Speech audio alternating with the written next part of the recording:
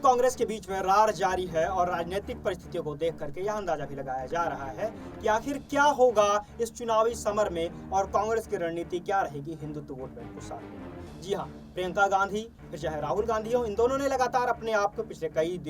कई सालों से एक ऐसे हिंदुत्ववादी छवि के अंदर खुद को ढका हुआ है जिसे कहते हैं सॉफ्ट हिंदुत्व की राजनीति। आखिर ये क्या है सॉफ्ट हिंदुत्व की राजनीति और साथ ही क्या फायदा मिलने वाला है प्रियंका गांधी और राहुल गांधी की इस राजनीति का। जाहिर सी बात है कि भाजपा को एक ऐसे राजनीतिक दल के रूप में देखा जाता है जिसका अपना एक चरमवादी हिंदुत्ववादी संगठन है, या फिर कह सकते हैं कि चरम हिंदुत्ववादी संगठन को ये कोर में रख करके चलते हैं। इनके ऊपर लगातार यह भी आरोप लगा रहा है कि वे हिंदुत्व की भावना का उग्र रूप देकर के लोगों को उकसाने की कोशिश भी करते हैं और तमाम तरह के आरोप लगातार लगे रहे हैं। खैर, इन सभी बातों के अलावा जिस तरह से राम मंदिर के मुद्दे पर भाजपा लगातार कांग्रेस को घेरते आई है, इस तरह से लगातार कांग्रेस भाजपा को घेरते आई है और राम मंदिर के मुद्दे पर भी लगातार भाजपा ने कांग्रेस के ऊपर हमला बोला है और साथ ही उनके ऊपर यह भी आरोप लगाया है कि ऐतिहासिक रूप से भी राम मंदिर के मुद्दे पर कांग्रेस ने पूरे देश के साथ छलावा किया है। अब इन सब मुद्दों से अगर परे हटे तो अब मुद्दा विकास का, और विकास के साथ एक हिंदुत्व की जो विचारधारा लोगों के बीच में पनप रही है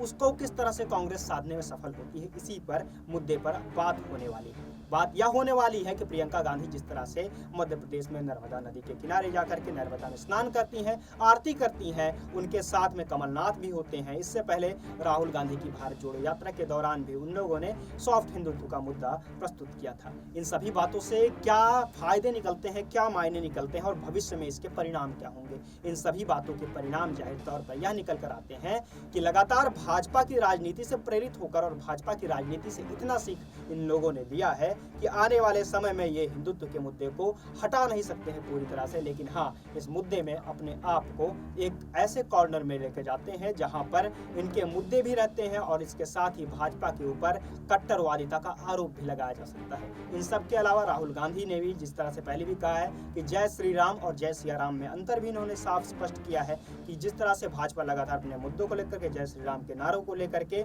उग्र रहती है और जय सिया राम के नारों को लेकर कांग्रेस ने जिस तरह की एक लिबरल विचारधारा को आगे बढ़ाया है, इन सभी मुद्दों से लेकर के कुल मिलाकर हिंदुत्व वोट बैंक को साधने के साथ ही राजनीतिक समन्वय और कुल मिलाकर के राजनीतिक समन्वय के साथ ही मुस्लिम वोट बैंक को भी अपने साथ लेने की यह सॉफ्ट हिंदू विचारधारा है। देखना यह होगा कि आने वाले समय में किस तरह से इस हिंदुत्ववादी विचारधारा का कांग्रेस को प्रभाव पड़ता है या कांग्रेस को फायदा मिलता है। खैर, बीजेपी तो अपनी चरमवादी हिंदुत्व भावना के साथ ही अब लगातार मुस्लिम वोट बैंक को भी साधने के लिए एक सॉफ्ट मुस्लिम तो वोट नहीं कहेंगे, लेकिन हाँ, एक सॉफ्ट और धर्मनिरपेक्षता की तरह का चोला ओढ़ करके सामने आ रही है। अब देखने वाली बात होगी आगे वाले चुनाव में किस तरह से इनके आगे की रणनीतिक नीतियां सामने रहेंगी अलग अलग धर्मों और संप्रदायों के लोगों के वोट को साधने के लिए। खैर, फिलहाल आज तो इतना ही। देश और दुनिया की तमाम अन्य खबरों को जानने के लिए जुड़े रहिए हमारे साथ और देखते रहिए हमारे चैनल SBN न्यूज़। धन्यवाद।